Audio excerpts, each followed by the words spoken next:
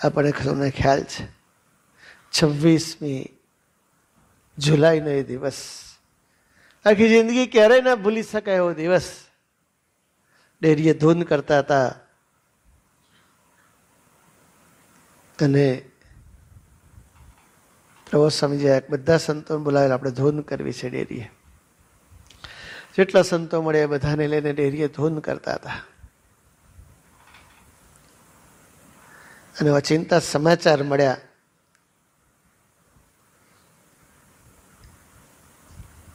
કે સ્વામીજી અક્ષર નિવાસી થયા છે.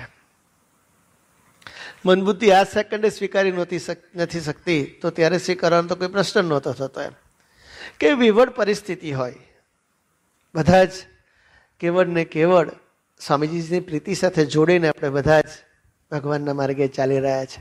નાના નાના સંતો સાધુતાના માર્ગે ચાલી રહ્યા છે. એટલે બધાને કલ્પના બહારની વસ્તુ હતી, ન કલ્પેલી ઘટના હતી.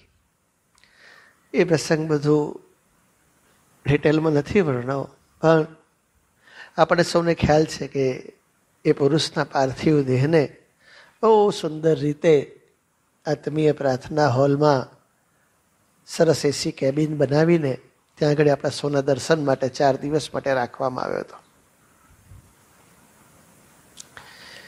છેલ્લો દિવસ હતો.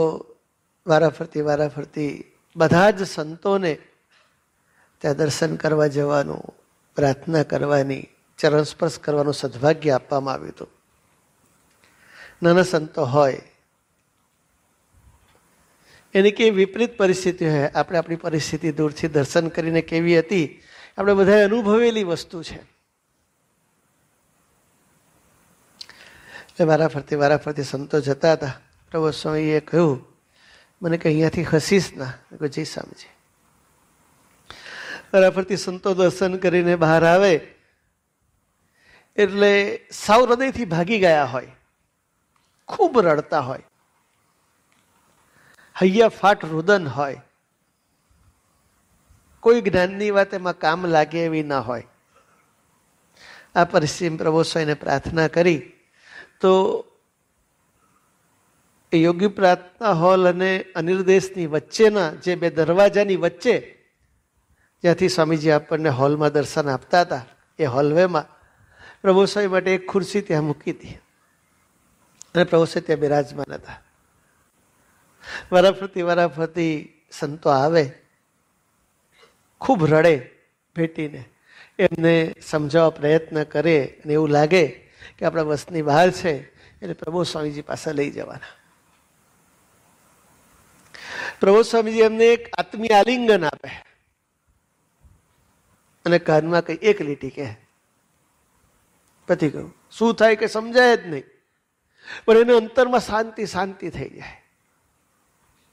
કેટલા બધા સંતોની આ આંખે એના વિટનેસ છે અમે કે પ્રભુ સ્વામીજીએ ખાલી એક હક કર્યું હોય, પ્રભુ સ્વામીએ એક લીટી કહી હોય. એક સાધક ખૂબ રડતા આવ્યા કે સ્વામીજી મને મૂકીને જતા રહ્યા, બીજું કંઈ બોલી જ ના શકે, કશું બોલી જ ના શકે આગળ. એમ ખૂબ રડે, કંઈ પણ સમજાવવા પ્રયત્ન કરે કે સમજાય નહીં. એટલે માંડ પકડીને પ્રભુ સ્વામી પાસે લઈ જવાના, એમને સોંપી દેવાના. પ્રભુ સ્વામી ભેટે પોતાના ગાતેરાથી આંસુ લૂછે, પાણીનો એક ઘૂંટડો પીવડાવે, એના કાનમાં કહે કે સ્વામીજી ધરતી પરથી ગયા જ નથી. આટલી એક લીટી કાનમાં કહી અને એને પરમ સંતોષ થઈ ગયો. એને મનાઈ ગયું, દિલથી મનાઈ ગયું કે સ્વામીજી ધરતી પરથી ગયા જ નથી. આપણે આગળ 50 વાર કહેતા હતા, પણ એ પરાવાણીનો નાદ, એ બ્રહ્મનો નાદ, આત્માને ભેદી કાઢે એવો એ નાદ જ્યારે આત્માને ઢંઢોળે ત્યારે આત્માને પરમ શાંતિ થઈ જાય. બીજા સાધકની વાત કરીએ. બીજા સાધક આવ્યા, એને આગળ ત્યાં આગળ એકલા જતા કેબિનમાં, અને સ્વામીજીને કહ્યું કે તમે તો મને સાથે રાખવાનો કોલ આપ્યો હતો અને તમે મને એકલા મૂકીને જતા રહ્યા. એવી કંઈક પ્રાર્થના એને ત્યાં અંદર કરી હશે. એ તો એ જાણે, એના મહારાજ જાણે, બીજા કોઈને તો ખબર જ નહોતી, કોઈ અંદર જ હતું નહીં. બહાર આવ્યા, ખૂબ રડ્યા. એને પ્રબોધ સ્વામીજી પાસે લઈ ગયા. પ્રબોધ સાહેબ ખૂબ ભેટ્યા, ખૂબ આલિંગન આપ્યું.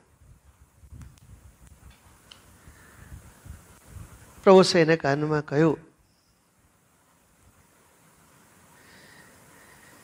કે આપણે સાથે જ છે ને સાથે જ રહેવાના છે. આ એક લીટી કહી એને પરમ શાંતિ થઈ ગઈ. જે લીટી પ્રબોધ સ્વામીજીએ એને કાનમાં કહી એને પરમ પરમ પરમ શાંતિ થઈ ગઈ. ત્રીજો એક સાધક એ સ્વામીજીના દર્શન કરીને બહાર આવ્યા. બહુ ધ્રુસકે ધ્રુસકે રડે, ખૂબ રડે. એને પ્રભુ સ્વામી પાસે લઈ ગયા. પ્રભુ સાહેબ આલિંગન આપ્યું અને પ્રભુ સાહેબ એક લીટી ગઈ કે તું મારો અને હું તારો. ખાલી આટલા જ શબ્દો, તું મારો અને હું તારો, આટલા જ શબ્દો કયા. એને પરમ સંતોષ થઈ ગયો, પરમ શાંતિ થઈ ગઈ કે સ્વામીજી ધરતી પરથી ગયા જ નથી. આ એક લીટી એ સાધકને ફરી જીવન જીવવા માટે કૃતનિશ્ચય કરી દે એવો એ બ્રહ્મનો નાદ હતો. પાંચમા એક સાધક આવ્યા. એ ખૂબ રડતા રડતા આવ્યા, ખૂબ રડતા રડતા. એને સ્વામીજી પાસે લઈ ગયા, પ્રબોધ સ્વામીજી પાસે. પ્રભુ સાહેબ અન્વયને એવું કહ્યું કે આપણે ક્યાં જુદા છે, આપણે એક જ છીએ, આપણે સાથે જ આખી જિંદગી જીવન જીવવાનું છે. એને પરમ સંતોષ થઈ ગયો, પરમ સંતોષ. મને તમારી સાથે રાખશો કે આખી જિંદગી આપણે સાથે રહેવાનું છે. એ દિવસથી કે મારો ઉમંગ ક્યારે ઓસર્યો નથી ને હરિપ્રસાદ સાહેબ ધરતી પરથી ગયા છે એવું ક્યારે વિચાર સુદ્ધા આવ્યો નથી. આ પ્રભુ સાહેબનું સાચું યોગ કાર્ય છે. પ્રભુ સાહેબ આવું કંઈક આપણા સૌને મનાવવા માંગે છે અને એના માટે જે કઠિન અને કારમી તપસ્યા કરે છે. એક લીટી ચૈતન્ય ઢંઢોળી કાઢે એવી લીટી હોય છે. એક જ લીટી આત્માને ફરી અનંત નિરાશાઓની વચ્ચેથી આશાનું કિરણ પ્રગટાઈ દેવી હોય છે. અનંત રીતે હતાશ થઈ ગયેલો, ઉદાસ થઈ ગયેલો, નાસીપાસ થઈ ગયેલો, હારી ગયેલા આત્માને ફરીથી સુરુચિથી જીવંત કરી લેવાની તત્પરતાથી જીવતો, કેવળ ભગવાનને જ રાજી કરવા છે મારે, એ ભાવનાથી તત્પર કરી દેતી એ પરાવણીનો નાદ, હું તારો ને તું મારો, આટલું કે એમ એને મનાઈ જાય. કેટલી સામર્થ્યવાન પુરુષ હશે, કેટલી સામર્થ્યવાન પુરુષ.